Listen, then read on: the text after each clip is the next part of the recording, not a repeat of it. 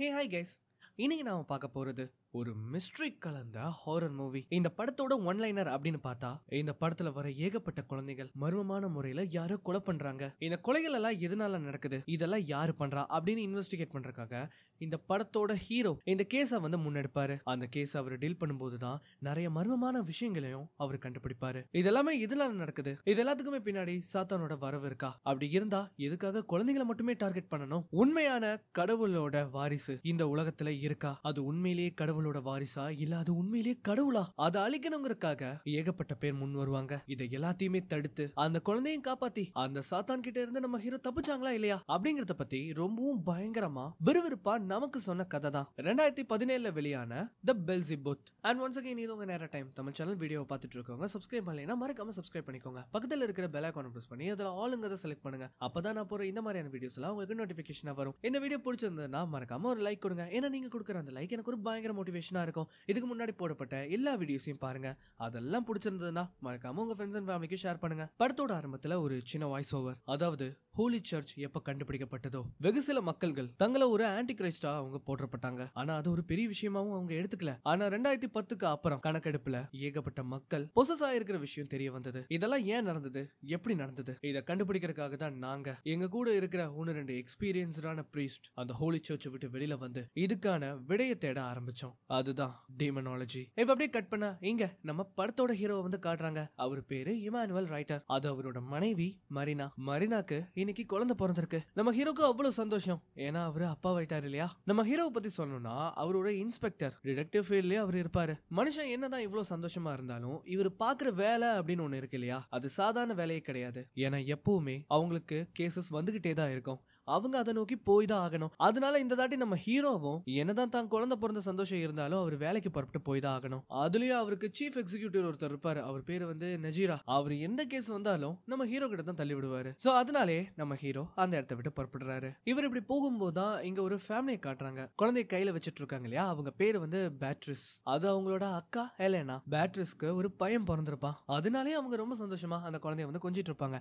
Actually இவங்க மட்டும் இல்ல, அந்த ஹாஸ்பிட்டல்ல நிறைய பேத்துக்கு குழந்தை பிறந்திருக்கும். அந்த குழந்தை எல்லாமே ஒரு வார்டுல வச்சிருப்பாங்க. அவங்க பேரண்ட்ஸ் அந்த குழந்தைய பார்க்கணும்னா அந்த கண்ணாடி வழியா தான் பார்த்தாகணும். நம்ம ஹீரோ லிஃப்ட ஓபன் பண்ண உடனே அவர் உள்ள போவாரு. அந்த சமயத்துல ஒரு நர்ஸ் அந்த லிஃப்ட விட்டு வெளியில டியூட்டிக்காக வருவாங்க. அவங்க அந்த குழந்தைங்க இருக்கிற அந்த வார்டுக்குள்ள போன உடனே இதுக்கு முன்னாடி ஒரு நர்ஸ் டியூட்டி பார்த்துட்டு இருப்பாங்க இல்லையா, அவங்க ஷிஃப்ட முடிச்சிட்டு வெளியில கிளம்புறாங்க. அண்ட் அவங்க போகும்போதே கேக்குறாங்க, உன் முகத்தை பார்த்தா ஏதோ பிரச்சனையில இருக்கிற மாதிரி தெரியுதே, நீ இப்ப ஓகேவா? நான் நல்லா தான் இருக்கேன், நீங்க போயிட்டு வாங்க அப்படின்னு சொல்லி அனுப்பி வைப்பாங்க. அவங்க போனதுக்கு அப்புறமா இவங்க என்ன பண்றாங்கன்னா அந்த டோரை லாக் பண்ணுவாங்க. சோ எல்லாமே நல்லபடியா நடந்துட்டு இருக்கும். அந்த குழந்தைகளை பார்க்க வந்த பேரண்ட்ஸ் அந்த இடத்தை விட்டு கிளம்பிட்டு இருப்பாங்க.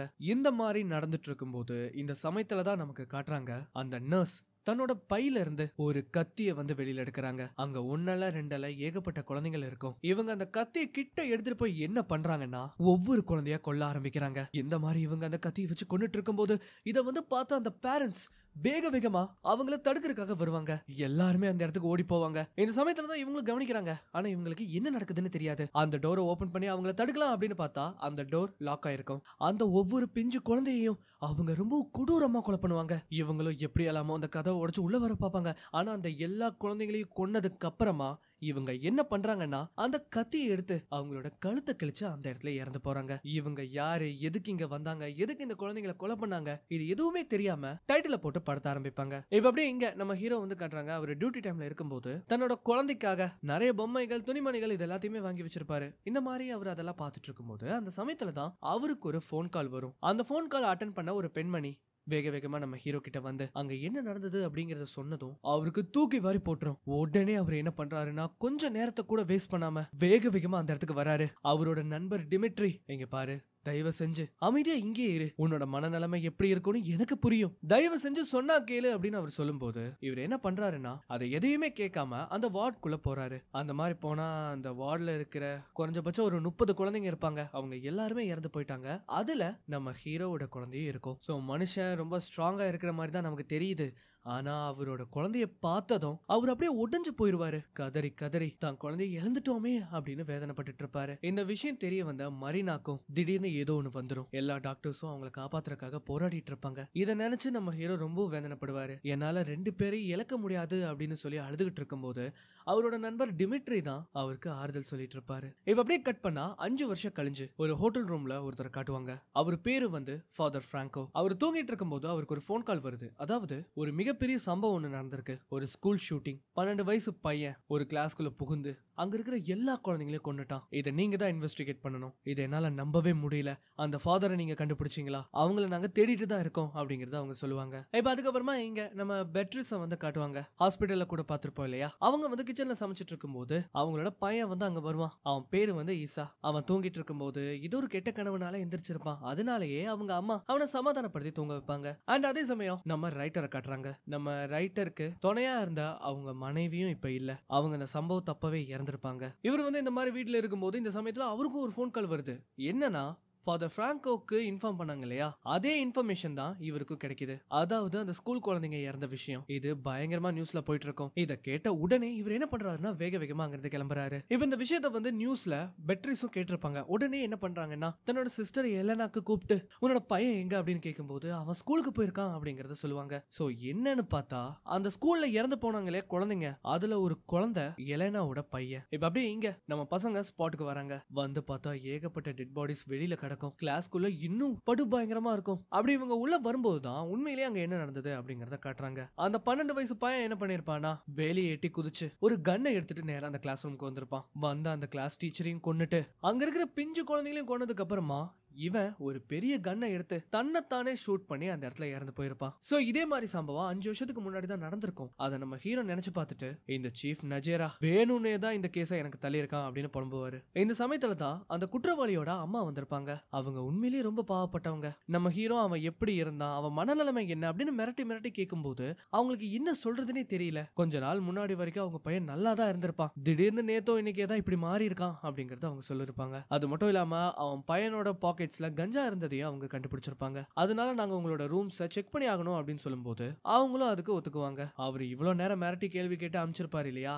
அவங்க போனதுக்கு அப்புறமா டிமிட்ரி கிட்ட காசை கொடுத்து அந்த அம்மாக்கு போற வழியில ஏதாவது வாங்கி கொடு, அவங்க காலையில இருந்து எதுவும் சாப்பிட்டுருக்க மாட்டாங்க அப்படிங்கறத அவர் சொல்லுவாரு. சோ இங்க இந்த ஃபேமிலியை வந்து காட்டுவாங்க. எலனாவோட பையன் இருப்பான் இல்லையா? அவன் அந்த ஸ்கூல்ல தான் படிச்சிருப்பான். அந்த பையன் நடந்த சம்பவத்துல இறந்து போயிருப்பான். அதை நினைச்சு அவங்க ரொம்பவும் ஃபீல் பண்ணிட்டு இருப்பாங்க. இந்த நேரத்துல தான் ஈசாங்கிற அந்த பையன் இருப்பான் இல்லையா? அவன் ஓரமா இருந்து பாத்துட்டு இருக்கான். இந்த மாதிரி இந்த விஷயம் தெரிஞ்சதும் இவங்க என்ன பண்ணுவாங்கன்னா நேரா நம்ம ஹீரோவை போய் பார்த்து ஒரு விஷயத்த வந்து சொல்றாங்க. அதாவது கொஞ்ச நாட்களுக்கு முன்னாடி ஒரு ரொம்பவும் வித்தியாசமான ஒருத்தர் என்ன வந்து பார்த்தாரு. அவரு கருப்பு உடைகள் தான் அணிஞ்சாரு. ரொம்பவும் வயதானவர். உடம்புல எல்லாம் நிறைய பச்சையும் குத்தி இருந்தாரு. அவர் என்ன சொன்னாருன்னா உன்னோட பையனுக்கும் உன்னோட நெப்பியோட பையனுக்கும் ஒரு கெட்டது நடக்க போகுது. அதுல இருந்து என்னால மட்டும் தான் காப்பாற்ற முடியும் அப்படின்னு அவர் சொன்னாரு. அவர் இப்ப எங்க அப்படின்னு கேட்கும்போது எனக்கு தெரியாது அப்படின்னு சொல்றாங்க. சரி அந்த பச்சை குத்தனை தான் சொன்னீங்களே, அது என்ன மாதிரி இருந்தது? அது எல்லாமே சிம்பிள்ஸ், சாத்தோனோட சிம்பிள்ஸ் மாதிரி இருந்தது அப்படிங்கறத அவங்க சொல்லுவாங்க. இந்த விஷயங்கள் எல்லாம் அந்த கேஸுக்கு ஒத்து போகுதான்னு நம்ம ஹீரோக்கு தெரியலனாலும் அதே அவர் இன்வெஸ்டிகேட் பண்ணுவாரு. வெளியில வந்து பிரஸ் மீட்டுக்கு நடந்தது என்ன, இந்த கேஸோட அடுத்த லீட் என்ன, இத பத்தி எல்லாம் பேசிட்டு இருக்கும்போது அப்பதான் காட்டுறாங்க இந்த பெண்மணி எலினா சொல்லிருப்பாங்க இல்லையா? அந்த வித்தியாசமான நபர் ஓரமா இருந்து இது எல்லாத்தையுமே கவனிச்சிட்டு இருப்பாரு. அது மட்டும் இல்லாம அந்த நாள் ராத்திரியே ஃபாதர் பிராங்கோ அவங்களோட டீமை கூட்டிட்டு இங்க வந்திருப்பாரு. சோ அவரு ஃபாரன்சிக் டிபார்ட்மெண்ட்ல தான் இருக்காரு. அதுவும் ஸ்பெஷலா பாராநார்மல் ஃபாரன்சிக் ஏஜென்ட்ஸ்னு அவங்கள சொல்லுவாங்க. அதுக்கப்புறமா டிமிட்ரி நம்ம ஹீரோவை பார்த்து இந்த மாதிரி அந்த பாராநார்மல் இன்வெஸ்டிகேட்டர்ஸ் இங்க வந்திருக்காங்க, அவங்கள வந்து நீங்க மீட் பண்ணும் அப்படின்னு அவர் சொல்லுவாரு. மீட் பண்றதெல்லாம் இருக்கட்டும், நீ அவங்க கூட எப்படி பேசுன? இங்கிலீஷ்ல தான் அவங்க பேசியிருப்பாங்க, நீ எப்படா மேனேஜ் பண்ண அப்படின்னு அவர் கேட்பாரு. வேற என்ன, வழக்கம் போலதான் அப்படின்னு அவர் சிரிச்சுக்கிட்டே சொல்லுவாரு. இந்த மாதிரி இவங்க பேசிட்டு இருக்கும் போதுதான் ஃபாதர் பிராங்கோ அதுக்கப்புறம் அவங்க டீமை காட்டுவாங்க.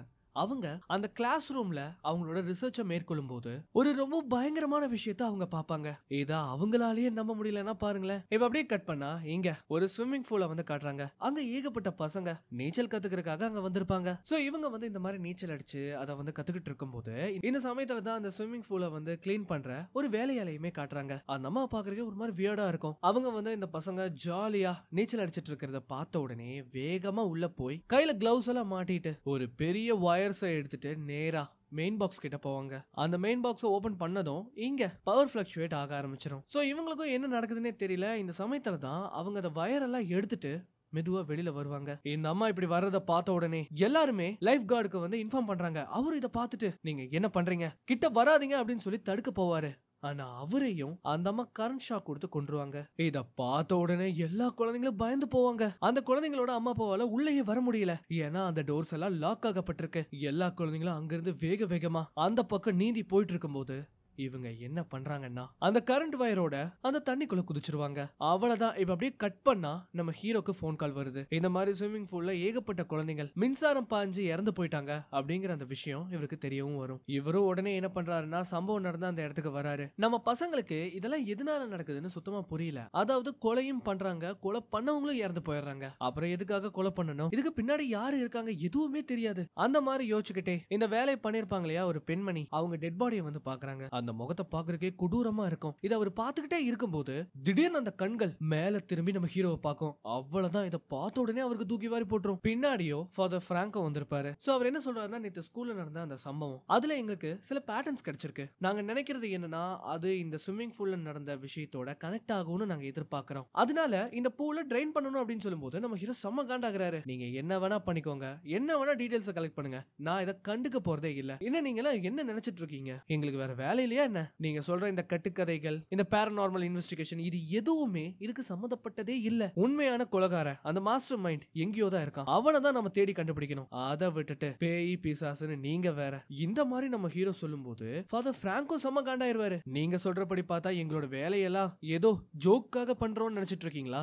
இந்த மாதிரி பேசும்போது இவங்க ரெண்டு பேத்துக்கும் நடுவுல பயங்கரமா வாய்க்கால் தகராறு ஏற்படும். ஃபாதர் பிராங்கோ கடைசி என்ன சொல்லுவாருன்னா, நீங்க இதை நம்பலைனா இன்னைக்கு ராத்திரி அந்த ஸ்கூலுக்கு வந்து பாருங்க, உண்மை என்னன்னு நான் காட்டுறேன் அப்படிங்கறத அவர் சொல்லுவாரு. டிமிட்ரி தான் வந்து இவங்க ரெண்டு பேத்துக்கும் நடக்கிற சண்டையை தடுத்தே வைப்பாரு. அந்த சமயத்துல அவர் என்ன சொல்றாருன்னா, அந்த எலெனாங்கிற பெண்மணி ஒரு வித்தியாசமான நபரை பத்தி சொல்லிருப்பாங்க இல்லையா, அவங்களோட ஸ்கெட்சை வந்து அவங்க வரைஞ்சு எடுத்துட்டு வந்திருப்பாரு. அதை பார்த்ததோ ஃபாதர் பிராங்கோ, அவன் பேரு வசிலியோ கேனடி, ஃபார்மர் பிரீஸ்ட், தடைப்பட்ட சாத்தான் ரிச்சுவலை பண்ணனால அவங்கள நாங்க நாடு கடத்திட்டோம். அது மட்டும் இல்லாம இவரு 5 வருஷத்துக்கு முன்னாடி உங்க பையன் இறந்து போனதுக்கு அப்புறமா 3 நாளுக்கு அப்புறம் அந்த ஹாஸ்பிட்டல்ல வந்து பாத்திருக்காரு. அது மட்டும் இல்லாம அந்த ஸ்கூல்ல அந்த சம்பவம் நடக்கிறதுக்கு முன்னாடியே அவன் அந்த இடத்துக்கு வந்து பாத்திருக்கான். சோ இப்ப நம்ம ஹீரோ இதெல்லாம் கேட்ட உடனே சரி அவங்க என்னதான் சொல்ல வராங்க அதை கேட்போமே அப்படிங்கிற ஒரு முடிவுக்கு வருவாரு. சோ இவங்க நேரம் என்ன பண்றாங்கன்னா அந்த ஸ்கூல்ல இருக்கிற அந்த கிளாஸ் ரூமுக்கு வராங்க. வந்து பார்த்தா அங்க ஃபாதர் பிராங்கோ பயங்கரமான செட்டப்ஸ் எல்லாம் பண்ணி வச்சிருப்பாரு. இதெல்லாம் பார்த்ததும் இந்த ஃபிங்கர் பிரிண்ட்ஸ் எல்லாம் காட்டுறதுக்காகவா கூட்டிட்டு வந்தீங்க, இதுல என்ன பெருசா இருக்க போகுது அப்படின்னு சொல்லும்போது அவர் என்ன பண்றாருன்னா மேல இருக்கிற அந்த லைட்ஸை டர்ன் ஆன் பண்றாரு. பார்த்தா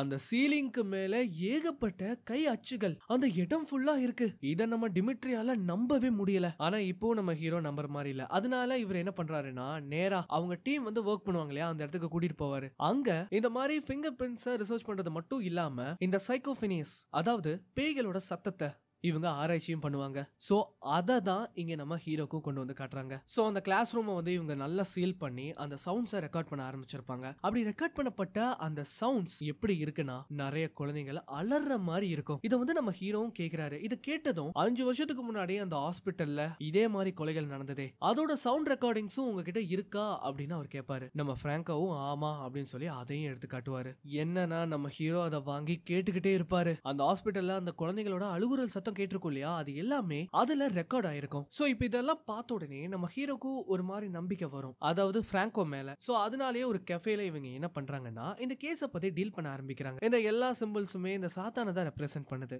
சோ இதுக்கும் அந்த தீய சக்திக்கும் ஏதாவது சம்பந்தம் இருக்குமா அப்படின்னு இவங்க ஜாலியா பேசிட்டு இருக்கும் போது அப்பதான் டிமிட்ரி, இதுக்கெல்லாம் ஒரே வழி நம்ம ஒரு ஃபார்ச்சூன் டெல்லரை போய் பார்த்தாதான் உண்டு. அப்படியா, அந்த மாதிரி யாராவது ஜோசிக்காரங்க இங்க இருக்காங்களா என்ன, நம்ம போய் பார்ப்போம் அப்படின்னு பிராங்கோ சொல்லுவாரு. சோ அதனாலே இவங்க என்ன பண்றாங்கன்னா ஒரு ஜோசியக்கார பெண்மணியை போய் பார்க்க போறாங்க. ஆக்சுவலி அவங்க சொல்ல போனா ஒரு கிரிமினல், நிறைய முறை இவங்க கிட்ட மாட்டி ஜெயில வந்து உட்கார்ந்திருப்பாங்க. திரும்பவும் இவங்க வந்ததை பார்த்த உடனே அவங்க பயந்து போக, நம்ம பசங்க இந்த தாட்டி நீ எங்களுக்கு மட்டும் உதவி பண்ணலைனா இங்க பாத்தியா இருக்கிற எல்லா கேஸையும் உன் மேல கட்டி உன்னை திரும்பவும் உள்ள தூக்கி வச்சிருவோம், அதுக்கப்புறம் உன்னால உன்னோட மகளை கூட பார்க்க முடியாது அப்படின்னு அவங்க சொல்லுவாங்க. சோ இதை கேட்ட உடனே இவங்களுக்கும் வேற வழி இல்ல. நம்ம ஹீரோவை முன்னாடி உட்கார வச்சு அவங்களுக்கு ஜோசியம் பார்க்க ஆரம்பிக்கிறாங்க. அதுவும் எப்படின்னா இந்த கேஸை பத்தி அவங்க ஜோசியம் பாக்குறாங்க. அதாவது இந்த கார்ட்ஸை இவங்க வைக்கிறாங்க இல்லையா, நம்ம ஹீரோ இதுல ஏதாவது ஒரு கார்டை திருப்பி திருப்பி வைக்கணும். அந்த மாதிரி அவர் திருப்பி வைக்கும்போது அதுல ஒரு டெவிலோட போட்டோ வந்திருக்கும். சரி, ஒரு டெவிலோட போட்டோ தானே, அதனால இதுல பெரிய இம்பாக்ட் இல்ல அப்படின்னு நினைச்சு அந்த ஜோசிகார அம்மாவும் என்ன பண்றாங்கன்னா மிச்சம் இருக்கிற எல்லா கார்டையும் அவங்க திருப்பி பார்க்கும்போது எல்லாமே டெவிலோட இமேஜஸா இருக்கு. சோ இத பார்த்த உடனே அவங்க பயந்துறாங்க. அவங்க என்ன சொல்றாங்கன்னா உங்கள ஒருத்தர் இறந்து போக போறாங்க அப்படிங்கறத அவங்க சொல்லுவாங்க. இந்த மாதிரி நாங்க நிறைய கேட்டுட்டோம், இதெல்லாம் சும்மா தானே அப்படின்னு நம்ம ஹீரோ அலட்சியமா சொல்லும்போது அங்க இருக்கிற எல்லா பொருட்களும் திடீர்னு பறக்கும். அது மட்டும் இல்லாம அவங்க பொண்ணு தனியா மேல இருப்பா. அவ அலற சத்தம் இவங்களுக்கு கேட்கும். என்னன்னு இவங்களும் வேக வேகமா போய் பாக்குறாங்க. பார்த்தா அந்த பொண்ணு இருக்கிற அந்த ரூம்ல எல்லா பொருட்களும் காத்துல அங்கேயும் இங்கேயுமா தூக்கி வீசப்பட்டு இருக்கும். உடனே நம்ம ஹீரோ போய் அந்த குழந்தையை தூக்கும் போது அது அப்படியே அமைதியாயிரும். நீங்க தயவு செஞ்சு இங்க இருந்து கிளம்பிருங்க, உங்களை ஏதோ ஒண்ணு துரத்திட்டு இருக்கு, அது என்னையும் என்னோட பொண்ணையும் பாதிக்க கூடாது, தயவு செஞ்சு இங்க இருந்து கிளம்புங்க அப்படின்னு சொல்லி அனுப்பி விடுவாங்க. இப்ப அப்படியே கட் பண்ணா அடுத்த நாள் காலையில பேட்ரிஸ் அதுக்கப்புறம் இசா வந்து காட்டுறாங்க. இவங்க ரெண்டு பேரும் காரை விட்டு இறங்கி நேரா சூப்பர் மார்க்கெட்டுக்கு வந்து போயிட்டு இருக்கும்போது ஒரு கருப்பு வேன் வந்து இவங்கள வழிமறிக்கும். அதுக்குள்ள யாரு இருக்கான்னு பார்த்தா வசிலியோ கெனடி. அவங்க வந்து என்ன பண்றாங்கன்னா பேட்ரிஸ்க்கு வந்து ஷாக் கொடுத்து இசாவையும் அவளையும் அங்க இருந்து கடத்திட்டு போறாங்க. எல்லாருமே இத வந்து வேடிக்கை பார்த்துட்டு இருப்பாங்க. அந்த சமயத்துல அந்த கூட்டத்துல ஒரு நபர் பேக போட்டுட்டு அந்த சூப்பர் மார்க்கெட்டுக்குள்ள போவாரு. உள்ள கேஷுவலா போன அந்த மனுஷன் தான் என்ன நினைச்சானே தெரியல, அவன் பேக்ல பாம்பு இருந்திருக்கும், அத வெடிக்க வச்சிருப்பான். அவ்வளவுதான், அந்த சூப்பர் மார்க்கெட்டே ஒட்டு மொத்தமா தரமட்டமாயிருக்கும். இப்ப அதுக்கப்புறமா அந்த நாள் ராத்திரி இந்த கேஸும் நம்ம பசங்க தலையில தான் வந்து விழுகும். ஏன்னா சுட்டு வட்டாரத்துல எந்த ஒரு போலீஸ் ஸ்டேஷனுமே இருக்காது. இவங்க தான் இந்த கேஸை ஹேண்டில் பண்ணி ஆகணும். இத பத்தி இவங்க ரெண்டு பேரும் பேசிட்டு இருக்கும்போது அந்த சமயத்துல தான் நம்ம டிமிட்ரி ஒரு பயங்கரமான நியூஸோட அந்த இடத்துக்கு வருவாரு. அதாவது அவர் ஒரு விஷயத்தை கண்டுபிடிச்சிருக்காரு. அந்த ஸ்கூல் அதுக்கப்புறம் ஸ்விம்மிங் பூல் இது ரெண்டோட அட்டெண்டன்ஸ் ரிப்போர்ட்டையும் அவர் எடுத்துட்டு வந்திருக்காரு. அதாவது எலனான்னு ஒருத்தங்க வந்து வசிலியோ கெனடியை பத்தி ஒரு இன்ஃபர்மேஷன் கொடுத்திருப்பாங்க இல்லையா, அவங்களோட கசின், அவங்களுக்கு ஒரு பையன் இருக்கான், அவன் பேர் வந்து ஈசா. சம்பவம் நடந்த அந்த கிளாஸ்ல இருக்கிற ஒன் ஆஃப் த ஸ்டூடெண்ட் தான் இந்த ஈசா. அது மட்டும் இல்லாம ஸ்விம்மிங் பூல்ல அவனுக்கு அன்னைக்கு கிளாஸுமே இருந்திருக்கு. ரெண்டு இடத்துலயுமே அவன் ஆப்சென்ட் ஆயிருக்கான். அது மட்டும் இல்லாம இந்த குழந்தை தான் 5 வருஷத்துக்கு முன்னாடி இறந்து போன அந்த ஒட்டுமொத்த குழந்தைங்கள்ல இருந்து இவனை மட்டும் இவங்க அதுக்குள்ள வைக்காம வெளியில வச்சிருப்பாங்க.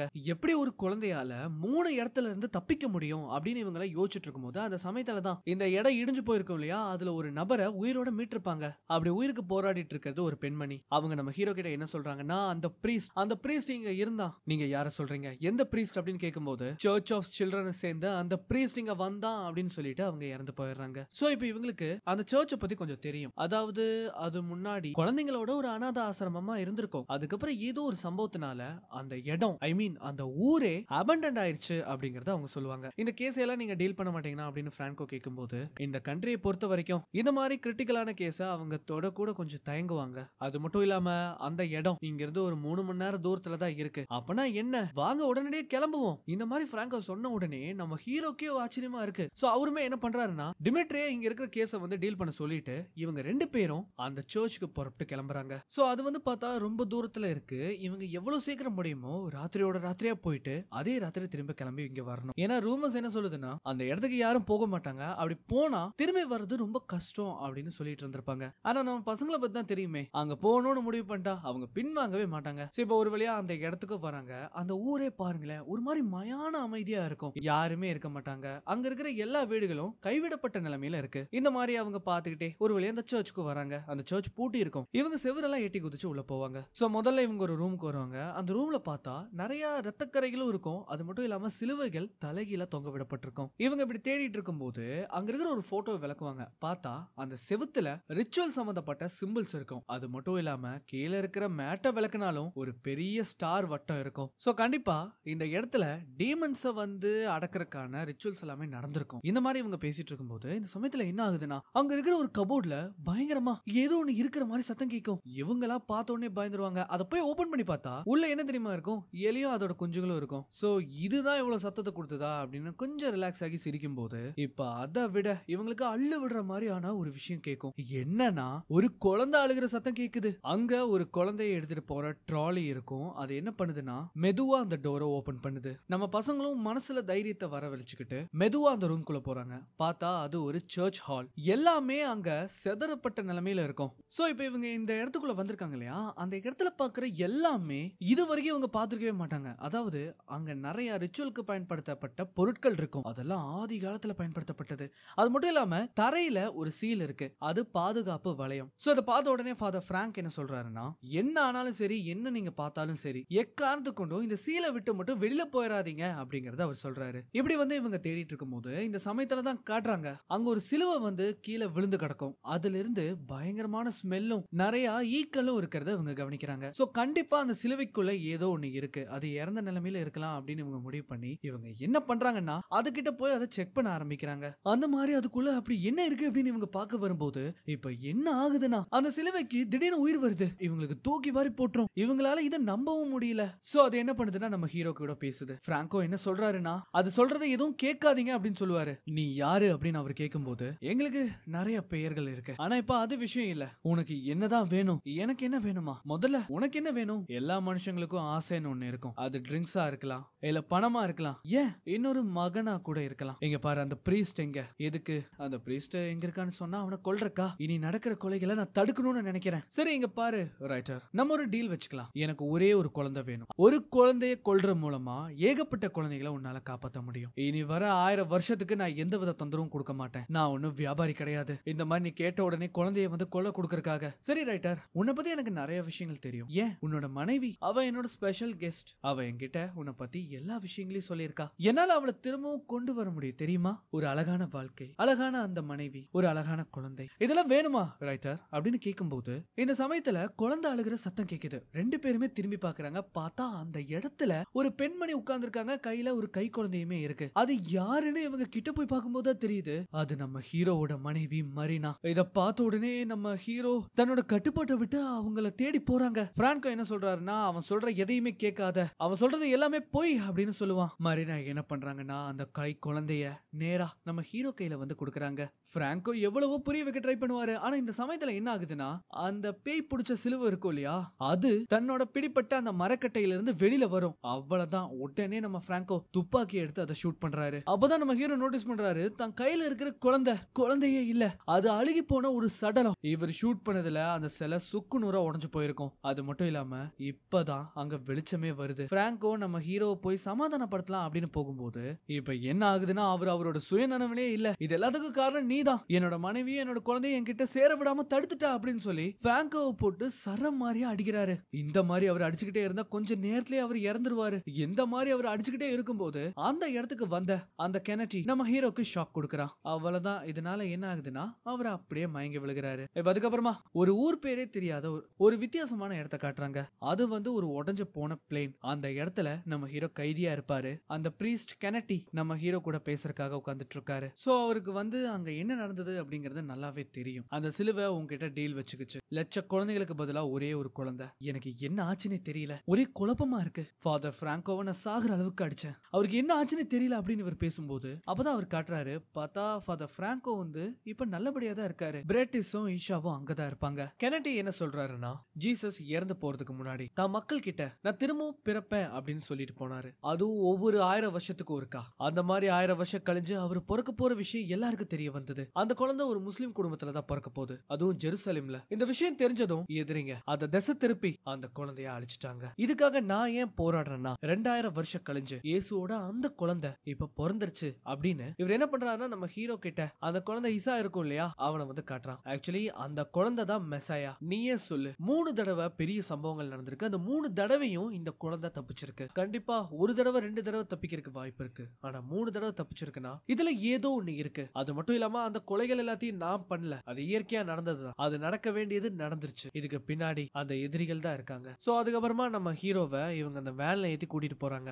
அப்ப நம்ம ஹீரோ என்ன பிளான் வச்சிருக்கீங்க அப்படின்னு கேட்கும்போது ஃபாதர் பிராங்கோ அந்த வேன்ல தான் இருப்பாரு. அவர் என்ன சொல்றாருன்னா இவங்களுக்கு அந்த குழந்தைய பார்டருக்கு கூட்டிட்டு போகணும். எதுக்காக? இந்த குழந்தைக்கான ஸ்கில்ஸ் எல்லாம் இவங்களால பார்டர் தாண்டினதுக்கு அப்புறமா தான் சொல்லி கொடுக்க முடியும். அவனை இவங்க ட்ரெயின் பண்ணணும்னு ஆசைப்படுறாங்க. அதாவது இவங்க மெக்சிகோ தாண்டி போயாகணும். இவங்களால நார்மலா ரோடு கிராஸ் பண்ணி போக முடியாது, ஏன்னா அதுல பெரிய சிக்கல்கள் இருக்கு. ஆல்ரெடி வசிலியோ கெனடி மேல பயங்கரமான கேசஸும் இருக்கும். அதெல்லாம் மீறி இவங்களால அந்த குழந்தைங்கிறது கூட்டிட்டு போக முடியும்னா அதுக்கு நம்ம ஹீரோ தான் உதவி பண்ணணும் அப்படின்னு இவங்க வந்து கூட்டிட்டு வந்திருப்பாங்க. அது மட்டும் இல்லாம கெனடியோட நோக்கம் அது வந்து நம்ம ஹீரோக்கு சரியா தான் படும். அதனாலே அவர் என்ன பண்றாருன்னா தன்னோட நண்பர் டிமிட்ரி அவருக்கு கால் பண்ணி நடந்த எல்லா விஷயத்தையும் சொல்லி இந்த பார்டர் கிடக்கிறது எப்படி அப்படிங்கறத பத்தி பேசுவாங்க. அதை பத்தி பேசி முடிச்சதுக்கு அப்புறமா இவங்க வேன்ல ஏறி நேரா சிட்டிக்கு வந்து வராங்க. இவங்க வந்திருக்க இடம் அப்படின்னு பார்த்தா அங்க போலீஸ் நடமாட்டம் அதிகமா இருக்கும். பட் இவங்க இறங்கின உடனே பக்கத்துல இருக்கிற ஒரு ஹோட்டலுக்குள்ள தான் போறாங்க. அங்க வந்த உடனே அங்க இருக்கிற டேபிள்ஸ் சேர்ஸ் இது எல்லாத்தையுமே நகர்த்தி பார்த்தா கீழே ஒரு டோர் இருக்கு. சோ அது என்னன்னு பார்த்தா அண்டர் கிரவுண்ட் டனல். அதை ஓபன் பண்ண உடனே மெதுவா ஒவ்வொருத்தரா உள்ள இறங்குவாங்க. கெனடி வந்து கேக்குறாரு இது என்ன அப்படின்னு. இது வந்து ஒரு நார்கோ டனல். இது வந்து சாதாரண டனல் கிடையாது.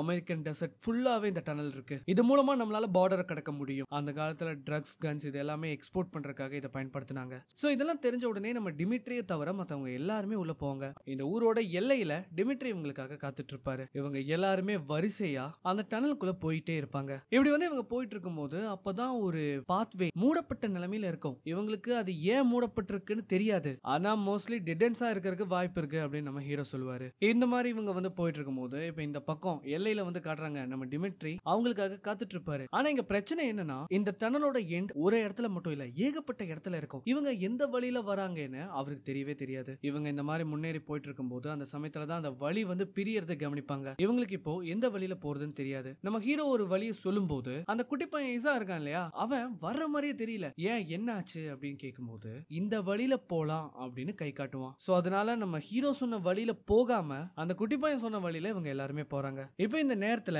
கெனட்டியோட ஆளுங்க அவங்களுக்கு துணையா பின்னாடியே வர்ற மாதிரி காட்டுறாங்க. நம்ம பசங்க அந்த குட்டி பையன் சொன்ன பாதையில போயிட்டே இருக்கும்போது ஒரு ரூமுக்கு வந்து அந்த டனல் கனெக்ட் ஆகும். அப்படி இவங்க உள்ள போய் பார்க்கும்போது தான் தெரியுது. பார்த்தா அங்க ஏகப்பட்ட கிறிஸ்து சம்பந்தப்பட்ட எல்லா சிலைகளுமே இருக்கும், நிறைய சிலுவைகளும் இருக்கும். இவங்க ரொம்ப நேரம் அந்த இடத்துல இருந்து எல்லாத்தையுமே பார்த்துட்டு இருக்கும்போது கெனட்டி என்ன சொல்றாருன்னா, இங்க இருக்கிற எந்த ஒரு பொருட்களையும் தொட்டுறாதீங்க. அது மட்டும் இல்லாம இங்க இருந்து நம்ம உடனடியா கிளம்பி ஆகணும். அந்த குழந்தைக்கும் நமக்கும் இந்த இடம் சேஃபா இல்ல. ஃபாதர் கொஞ்சம் ரிலாக்ஸா இருங்க. இங்க பெருசா என்ன இருக்கு, வெறும் சிலைகள் மட்டும் தானே இருக்கு. இங்க பாருங்க, நம்ம இங்க இருக்கிறது சேஃப் இல்லனா சேஃப் இல்ல. தயவு செஞ்சு இங்க இருந்து நம்ம கிளம்பி ஆகணும். ரைட்டர் வாங்க போலாம். எதுக்காக நம்ம இங்க இருக்கணும்? நீ கொஞ்சம் அமைதியா இரு. நீங்க யாரும் எங்கேயும் போறது இல்ல. எனக்கு ஒரு உண்மை தெரிஞ்சே ஆகணும். அது தெரியாம உங்களை நான் விடவே மாட்டேன். சரி உனக்கு என்ன தெரியணும்? காணாம போன மீத குழந்தைகள் எங்க? அவங்க எல்லாருமே உயிரோட பாதுகாப்பா ஒரு இடத்துல இருக்காங்க.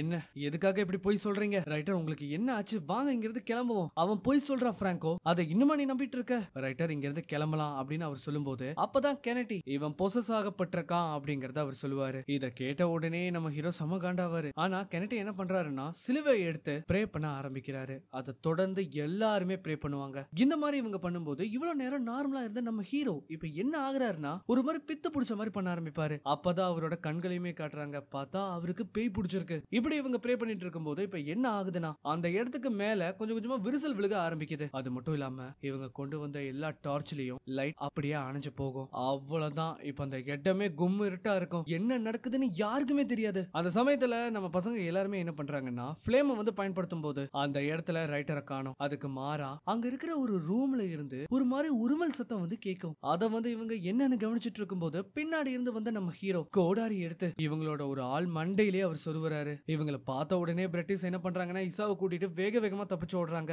அதுக்கப்புறமா கெனட்டிக்கு ஷாக் ட்ரீட்மெண்ட் கொடுத்து அவரை நிலக்கொலைய வச்சதுக்கு அப்புறமா பிராங்கோவை போட்டு சரம் மாதிரி அடிப்பாரு. இந்த மாதிரி இவங்க ரெண்டு பேரும் படுத்து கிடக்கும் போது இங்க நம்ம பிரிட்டிஷ் குழந்தையை தூக்கிட்டு வேக வேகமா தப்பிச்சு ஓடுறாங்க. அவங்க என்ன பண்ணுவாங்கன்னா ஒரு பாத்வே வந்து மூடப்பட்ட நிலைமையில இருக்கும் இல்லையா, அதை உடைச்சு அது வழியா தப்பிச்சு ஓடுவாங்க. ஆனா அந்த மாதிரி இவங்க ஓடும்போது பின்னாடியே ரைட்டர் வந்துருவாரு. அந்த குழந்தைக்கு ரைட்டர் ஒரு மனுஷனா தெரிய மாட்டான். அதுக்கு மாறா பேய் பிடிச்ச அந்த சிலுவை மாதிரி அவனோட கண்ணுக்கு தெரியுது. இவங்க அந்த மாதிரி ஓடி ஒரு கட்டத்துல அந்த டனலோட எண்டுக்கு வந்ததும் அங்க ஒரு ஏணி இருக்கும். அது வழியா ஏறி அந்த இடத்தை விட்டு தப்பிக்கிறாங்க. தான் குழந்தையை தூக்கிட்டு வேக வேகமா ஓடும்போது பின்னாடியே ரைட்டரும் துரத்திட்டு வராரு. இந்த சமயத்துல தான் காட்டுறாங்க நம்ம டிமிட்ரியும் அந்த இடத்துக்கு வந்துருவாரு. பிரிட்டிஷ் கால் தவறி கீழே விழுகும் போது அவளை ஷூட் பண்ணலான்னு அவர் வருவாரு. இப்போ அந்த இடத்துக்கு வந்த டிமிட்ரி நம்ம ஹீரோவை சமாதானப்படுத்த முயற்சி பண்ணுவாரு. அவர் இந்த மாதிரி அன்பா பேசும்போது அவருக்கே தான் என்ன பண்றோம்னு புரியறது இல்ல. ஒரு மாதிரி தலை பயங்கரமா வலிக்க ஆரம்பிக்கும். அவருக்குள்ள இருக்கிற அந்த சாத்தான் அவரை கட்டுப்படுத்த பார்த்துட்டு இருக்கு. இவருக்கா இதுல இருந்து எப்படி வெளியில வருதுன்னு தெரியாம ஒரு மாதிரி திகைச்சு பயங்கரமா அழுக ஆரம்பிச்சிருவாரு.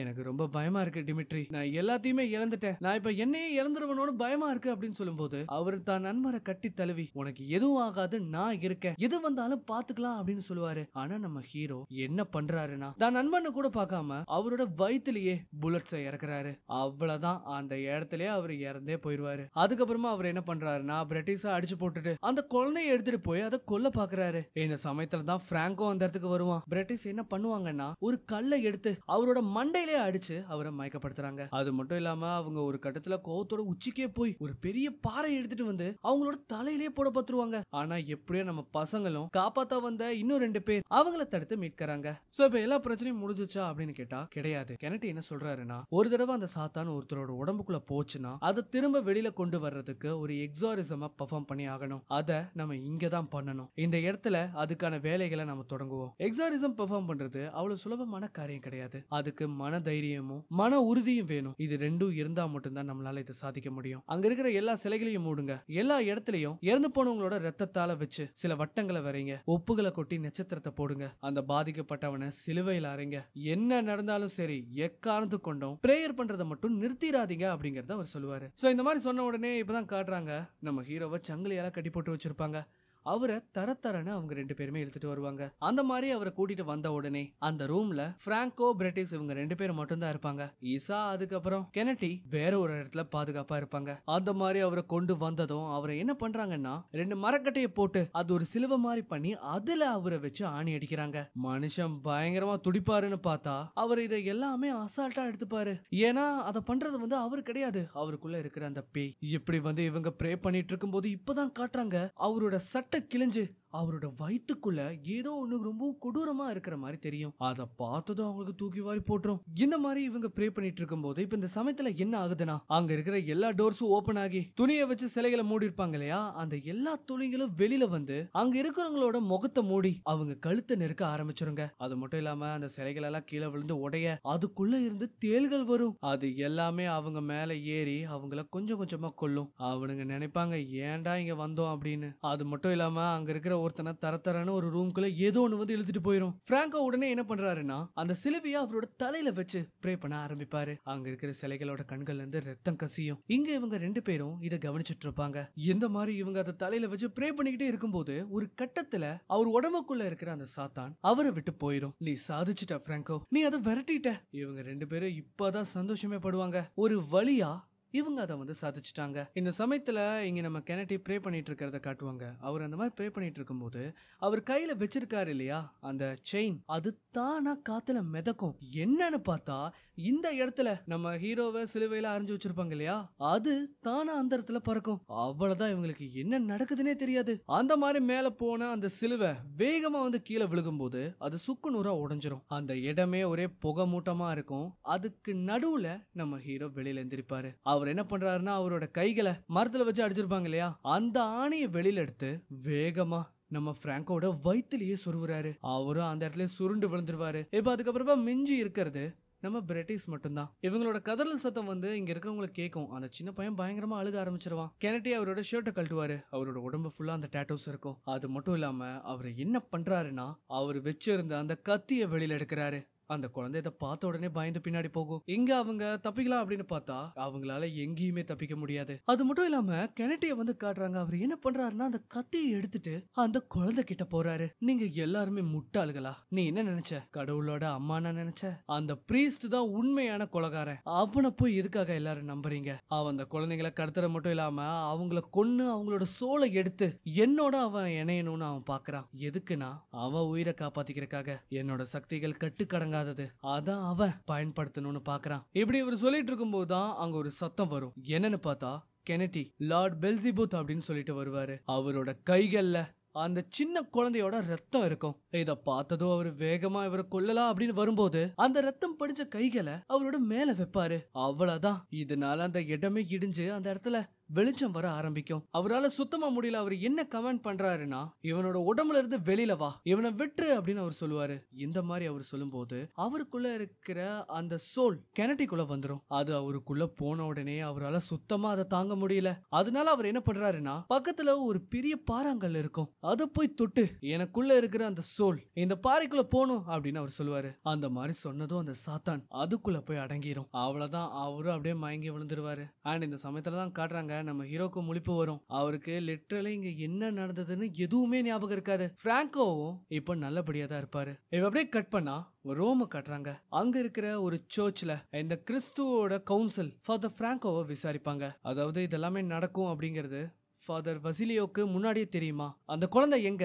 ஃபாதர் கெனடி தான் அவங்கள காப்பாத்தினதே. அந்த குழந்தை இப்ப பத்திரமா யாருக்கும் தெரியாத இடத்துல இருக்கு. அந்த குழந்தை தான் புது மெசையா அப்படிங்கறத எப்படி நம்புறது? அப்பதான் அவரு காட்டுவாரு. அந்த குழந்தையோட ரத்தம் படிஞ்ச அந்த கத்திய இவர் எடுத்துட்டு வந்திருப்பாரு. ரைட்டரோட உடம்புல அந்த குழந்தையோட ரத்தம் பட்ட உடனே அந்த சாத்தான் அவரை விட்டு வெளியில வந்துருச்சு. இதை வச்சே நம்மளால உணர முடியுது அது கிரைஸ்டோட ரத்தம் தான். இந்த மாதிரி இவர் சொல்லும் போது தான் காட்டுறாங்க. உண்மையிலே அங்க என்ன நடந்திருக்கும் தெரியுமா? கெனடி அந்த குழந்தையை கொண்டிருக்க மாட்டாரு. அதுக்கு மாறா அந்த குழந்தையோட கையை கிழிச்சு அந்த ரத்தத்தை மட்டும் தான் எடுத்திருப்பாரு. சரி, நீங்க நீங்க சொல்றதை எல்லாத்தையுமே நாங்க ஏத்துக்கிறோம். ஆனா என்னதான் இருந்தாலும் சாத்தானால பாதிக்கப்பட்ட ஒரு நபர் திரும்ப ஃப்ரீயா உலாவுறத எங்களால ஏத்துக்க முடியாது. அவன் ரொம்பவும் ஆபத்தானவன். பிராக்டிக்கலா சொல்லணும்னா இந்த மனுஷன் இறப்புல இருந்து மீண்டு வந்திருக்காரு. அவரோட மேல கிரைஸ்டோட ரத்தம் படிஞ்சனால அவர் பரிசுத்தமாயிட்டாரு. அதனாலே இன்னையில இருந்து அந்த சின்ன பையனோட கார்டியனா இமானுவேல் ரைட்டர் பொறுப்பேத்துக்க போறாரு. சரி, அந்த டீமன் கெனடிய கொன்னுச்சே, அது என்ன ஆச்சு அப்படின்னு கேட்கும்போது அந்த டனலையே நாங்க வெடிக்க வச்சிட்டோம். அவரோட பிணங்கள் அதோட சேர்த்தி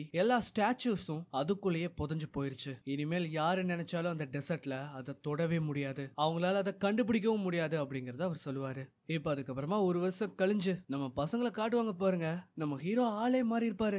இவங்க இப்போ ஒன்னா ஒரு புது லைஃப தொடங்க போறாங்க. அது மட்டும் இல்லாம ஃபாதர் பிராங்கோக்கு பதவி உயர்வும் கிடைக்கும். அந்த கவுன்சில்ல இருக்கிற ஒரு லீடர் என்ன சொல்லுவாருன்னா, இது இதோட முடிஞ்சிருச்சு அப்படின்னு நம்மளால விட முடியாது, ஏன்னா எப்ப வேணா இன்னொரு பிரச்சனை திரும்பவும் வரலாம். ஆனா நான் என்ன சொல்றேன்னா, இப்ப வரைக்கும் நடந்ததுல நம்ம ஜெயிச்சிட்டோம். இனி என்ன நடந்தாலும் நம்மளால அதை எதிர்க்க முடியும்னு நான் நம்புறேன் அப்படின்னு அவர் சொல்லுவாரு. சோ இந்த மாதிரி சொல்லும் போது தான் காட்டுறாங்க, நம்ம பசங்க வண்டியில போயிட்டு இருப்பாங்க இல்லையா, அந்த சமயத்துல ஒரு ட்ரக் மோதி ஸ்கூல் வேன் தீ பிடிச்சு எரிஞ்சிட்டு இருக்கும். அதுக்குள்ள இருக்கிற எல்லா குழந்தைகளும் இறந்து போயிருப்பாங்க. அண்ட் இதுக்கு அர்த்தம் என்னன்னா, இந்த பிரச்சனை இதோட முடியல, வேற ஏதோ ஒரு பேரழிவு திரும்பவும் இவங்க தொடர்ந்து வர மாதிரி காட்டுவாங்க. சோ இந்த மாதிரி சொல்றதோட இந்த படமும் முடிவடையுது. அண்ட் எப்படி இருந்தது? இந்த படம் பிடிச்சிருந்ததுன்னா மறக்காம இந்த வீடியோக்கு ஒரு லைக் கொடுங்க. அண்ட் இதுக்கு முன்னாடி போடப்பட்ட எல்லா வீடியோஸையும் பாருங்க. அதெல்லாம் பிடிச்சா மறக்காம உங்க ஃப்ரெண்ட்ஸ் அண்ட் ஃபேமிலிக்கு ஷேர் பண்ணுங்க. இன்னொரு வீடியோல மீண்டும் சந்திக்கலாம்.